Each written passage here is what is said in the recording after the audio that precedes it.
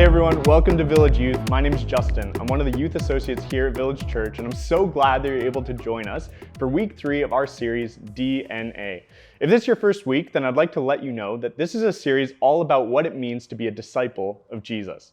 Last week we discussed this idea that part of being a disciple is actually taking the time to be with Jesus and to learn from him. We talked about how reading the Bible and praying are two practices that can help us learn more about who Jesus is and how he wants us to live our lives today. Now, this week, we're going to shift our focus a little bit and look at how discipleship involves not just learning from Jesus, but also modeling our life after his. In 2022, there was an actor named Austin Butler. Maybe you've heard of him. He starred in this movie called Elvis in the leading role, where he played the role of Elvis Presley. And he took this role very, very seriously. In fact, during the months leading up to the filming of this movie, it was reported that Austin began to model his entire life around the example of Elvis. In one of the interviews, the actor described how he would spend almost all of his time listening, watching, and reciting everything that he could find from Elvis's life.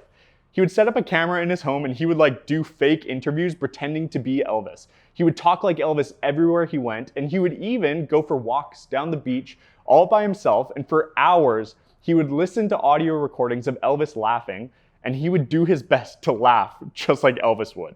So for months, Elvis was the model for basically everything that this actor did, and day after day after day, he became more and more like Elvis.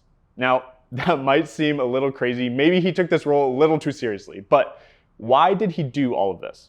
I think it's because he understood that in order for him to be just like Elvis in the movie, he had to see, hear, understand, and practice everything that Elvis himself would do.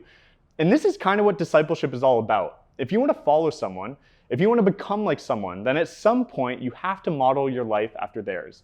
If you want to be like Elvis, you have to live like Elvis. And it's the same way. If you want to be like Jesus, you have to live like Jesus. This is important because as disciples, we are meant to look at the life of Jesus as the primary guide and example for how we should live our lives today. So that when people look at the way we live our lives, they actually get a glimpse at Jesus himself. You see, Jesus modeled a way of life that was full of beauty, meaning, love, purpose, and joy. And now his disciples are called to model that same type of life for other people to see. You may not realize it, but regardless of whether you're a Christian or not, people are watching how you live your life, whether it's at school or at home, on your sports teams, or even online. The way you live and interact with other people is telling a story about who you are and what you believe. For those who follow Jesus, your life should be telling a story that constantly points others back towards him. The goal is that when people see your life, they would see an example of what it looks like to follow Jesus. They should get a glimpse of the hope and good news that Jesus has to offer. But sadly, when people look at Christians in the church today, that's not always the case. For example, Bill Maher, he's a famous comedian and award-winning TV host, and he's been known to be very critical about faith and religion. This is what he once said about Jesus and Christianity. There is no greater role model than Jesus Christ. It's just a shame that most of the people who follow him and call themselves Christians act nothing like him. I think there's some truth to what he says. That sometimes people who claim to be Christians forget that we're supposed to be an example of what it looks like to follow Jesus in our world today. That to be a Christian or to be a disciple isn't just about believing in Jesus, but becoming more like Jesus. We're called to model our lives after his. There was a research study done a number of years ago where non-Christian people were asked why they reject Christianity. The research showed that 2 of the top reasons for rejecting Christianity were because people viewed the Christians in their lives as being too judgmental or too hypocritical. So according to this research, some of the main reasons why people choose not to follow Jesus is actually because of the way they see Christians living and acting in the world today. People are always watching, and this is why it's so important for disciples of Jesus to model their life after his. So today we're going to spend our time trying to understand what does it mean to model our life after Jesus. But before we jump further into this conversation, let's pause for a sec and take a few minutes to talk about this. So why don't you turn to your small group or the people around you, or if you're watching this online, think about this question and share your thoughts with someone you trust. Here's a question. What do your friends and family think about the church and Christians?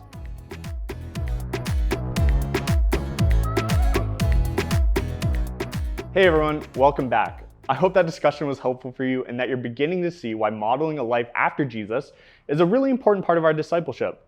If I'm being honest, when I was a teenager, I believed in Jesus, but modeling my life after his was not very high on my priority list. I always kind of told myself that one day when I was older, I would start taking my faith a bit more seriously, but in the meantime, I had other priorities like my grades, popularity, dating, sports, and just having fun. Because I was still young, I had lower expectations for myself as a disciple, and I didn't think that my example was really that important. I thought that this applied more to like pastors or youth leaders or maybe just adults. But here's the thing. Jesus does not want young people to give themselves lower expectations. He wants young people to follow him and model their life after his, just as much as anyone else. He knows that this will not only be good for you as a disciple, but also good for the people around you that are watching you. Listen to what the Apostle Paul says to his younger friend Timothy in 1 Timothy chapter 4, verse 12. He says, "Don't let anyone look down on you because you are young, but set an example for the believers in speech, in conduct, in love, in faith, and in purity." Now, this passage is really interesting for us because it's talking about young people. Like, this is probably the most popular passage in youth ministry history, and it's a really important one. You see, Timothy was a young leader of a church in the city of Ephesus, and people were looking down on him and kind of writing him off because of his age and his position of leadership in the church. Like, I imagine people were kind of thinking, like, who's this young guy coming in here acting like he's in charge? There were probably some people who were a bit jealous, maybe a little critical. Some probably doubted him, and others could have been straight up disrespectful of Timothy. So this is a pretty difficult situation, and if this was me, I don't really know what I would do. Like, there were probably some nights where Timothy just like laid awake in bed wondering what he was doing, wondering if he was too young, wondering if he was ready, wondering if he could even do this. And maybe some of you feel the same way as Timothy. I mean, there are a lot of things in our world telling you that you just aren't ready and that you're too young.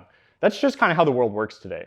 You can't vote until you reach a certain age. You can't drive until you reach a certain age. There are age limits and age restrictions for all sorts of different things. But what I love is that this passage is trying to show us that following Jesus is not one of those things. There's no age requirement for following Jesus. Young people are not told to wait, and they're not given lower expectations. They're told to follow Jesus and set an example for others to see. And I think we can all understand that a good example can be really helpful in life. A couple weeks ago, I was invited to a friend's birthday party, and a few hours before this party, I was told that this would be a painting party. What is a painting party? At first, I was a little confused, so I was like, are we going to play paintball, or like what are we doing? But no, we were actually going to paint pictures on like canvas, like we're in art class or something. Now, if I'm going to be honest, I wasn't really excited for this because I have like zero artistic ability, and I'm not super crafty, and honestly, I can't even remember the last time I picked up a paintbrush.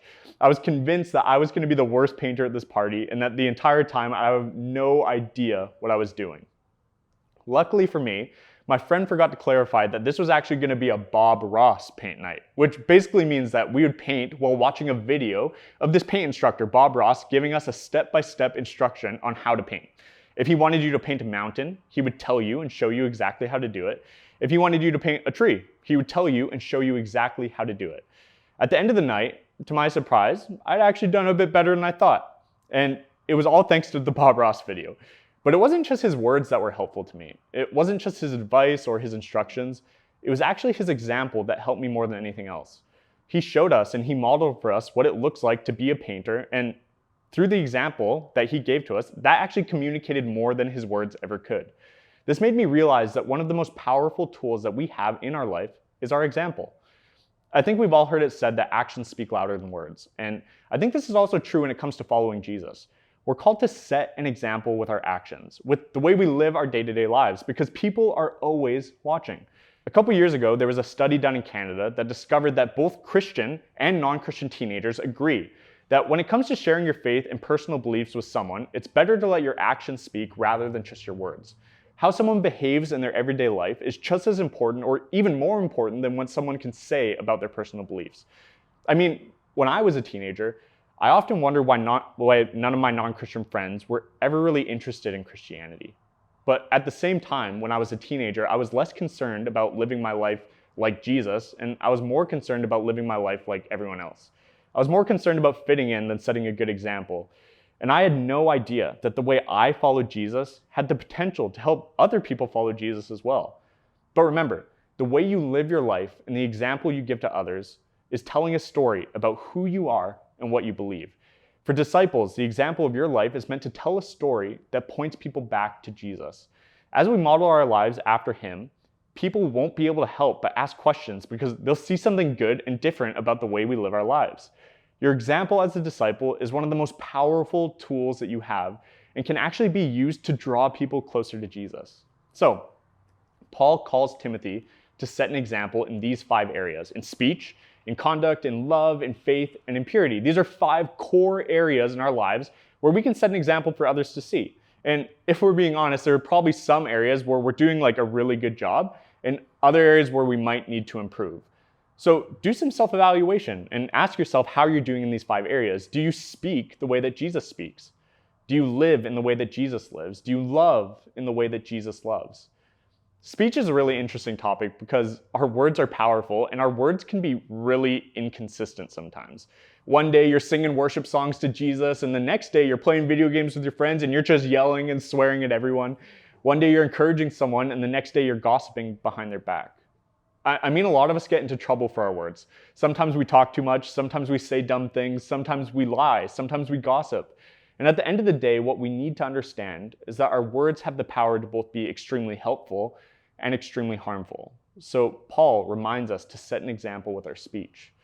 What about your conduct? Well, this is just the way we live or behave during the everyday parts of our life. When you're in class at school, when you're in line at Starbucks, when you're playing a sports game with your friends, this is where your discipleship is really put to the test. Not so much about how you follow Jesus in church or at youth group, but in the way you follow Jesus in your day-to-day life. So a good question to ask yourself is, what would other people be like if they copied or imitated you? And would their lives look more like Jesus or less? Now, as we start going down this list, speech, conduct, love, faith, purity, there's a lot of stuff, and it can start to feel like a lot of pressure, and you might start to feel like maybe you're just not doing a good enough job. Like, bro, nobody's perfect, and if I had to set a perfect example in all of these different areas of life, then maybe I'm just not cut out for this whole discipleship thing. When I was in high school, I played on a volleyball team, and during my senior year, I remember my coach, he pulled me out of the crowd and he asked me one day during practice to show the younger players on our team how to do a jump serve. This is something I did all the time. So I went to serve the ball, and on my very first try with everybody watching, I totally failed. I hit the ball completely out of bounds in front of everybody, and my coach walks up to us and he just starts clapping for me. And he said, "Now that is a perfect example of what not to do." It was a little bit embarrassing, but it wasn't that big of a deal. And he gave me a second try, and I ended up doing much better. Here's the point. Paul in this passage is not demanding perfection from Timothy, and Jesus isn't demanding perfection from his disciples. We're simply called to do our best to become more and more like Jesus over time, and with all the ups and downs in life that come our way. If you mess up along the way, there's always room for a second chance. When I was a younger Christian, I put a lot of pressure on myself, and whenever I messed up or did something wrong, I'd be super disappointed in myself because I kind of felt like a failure. I think this is because I misunderstood what it meant to be a follower of Jesus. I thought being a follower of Jesus meant that I had to live this perfect life as a perfect good person who never messed up or did anything wrong. I thought my relationship with Jesus was based on me being good enough, and that the ultimate measure of what it meant to be a good disciple was my own perfection. But here's what I didn't know when I was younger. Here's the good news. Jesus never intended for his followers to be known by their perfection.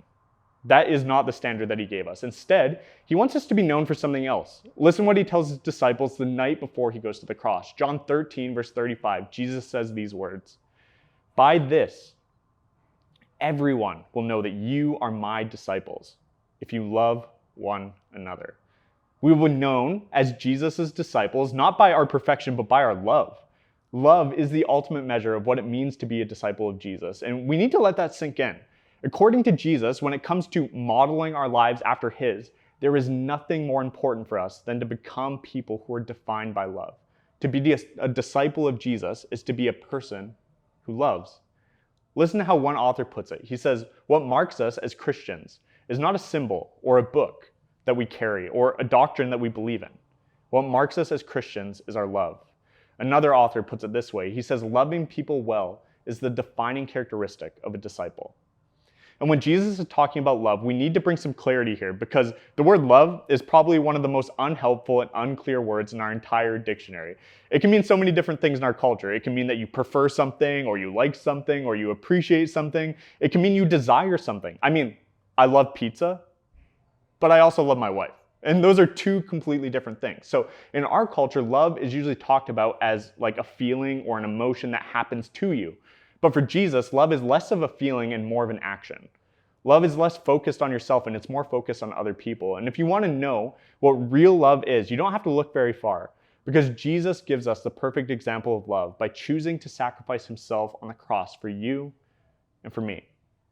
If you want to know more about love, look to Jesus. If you want to know more about love, look to the cross where he gave everything for us. And as we look to Jesus on the cross, hopefully what we begin to see is that the very essence of love is not emotion. It's not romance. It's not good feelings. The essence of love is self-sacrifice for the good of other people. Jesus showed us this love, and now it's the call of his disciples to show that same love to the world. Now, most of us aren't going to have this opportunity to sacrifice our entire lives in some epic, heroic moment. But I guarantee that all of us will have tons of much more common everyday opportunities to show love to those around us, whether it's at home, at school, on your sports team, or even at youth. So remember, part of being a disciple of Jesus involves modeling our lives after his. Jesus put love to action, and we have the opportunity every single day to do the exact same thing.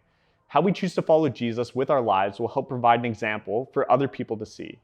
We don't have to be perfect, but just remember that the way you live tells the story about who you are and what you believe.